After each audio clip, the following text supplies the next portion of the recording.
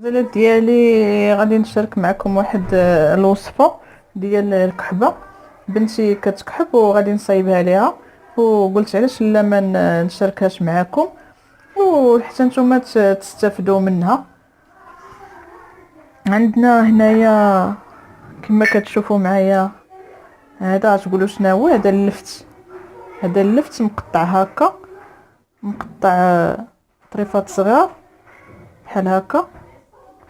من بعد ما غسلتها ونقيتها قطعتها بحال هكا هنايا، وكنديروا عليها سنيده بحال هكا. نديروا سنيده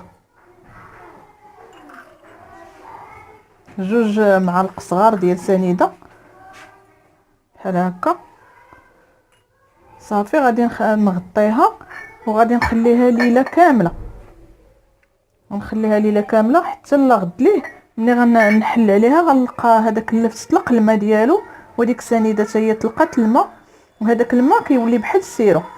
مني بغاو ينعسوا الوليدات ديالكم عطيوهم معلقه صغيره يشربوها، ولا حتى جوج ما تخافوش منه، يشربوها ويتغطاو وينعسوا. الصباح ان شاء الله يصبحوا لاباس من الكحبه. وعاودوها لهم مره ثانيه ومره ثالثه، وكتمشي الكحبه بصفه نهائيه، ما كتبقاش فيهم الكحبه في خطره. اولا هذه زريعه الكتان. هذه زريعه الكتان الوليدات الصغار ما غاديش يبغيو يشربوها، كنديروا لهم غير هذيك الطريقه ديال اللفت.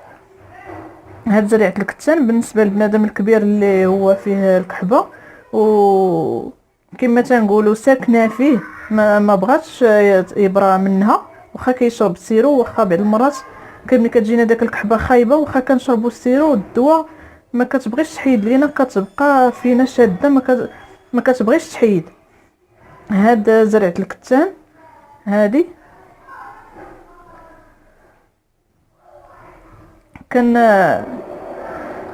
كنقيوها مزيان ونمسحوها بشي زويف، ونديروها في الطحانه الكهربائيه ونطحنوها. ومني كنطحنوها كنديروها في كاس ديال الماء دافي. كاس ديال الماء دافي كنديروها وهي مطحونه. كنديروا كاس ديال الماء دافي وكنديروا فيه معلقه كبيره ديال هاد زريعه الكتان، كنحركوه حتى كيتخلط لنا مع داك الماء، وكنشربوه صافي. كنتخشاو في الفراش كنعسو. الصباح كنصبحوا لاباس، كنعاودوها حتى هي المره الاولى والمره الثانيه. صافي كتمشي داك الكحبه اللي هي ما بغاتش تحيد منا وما بغيناش نبراو منها، كتمشي في مره.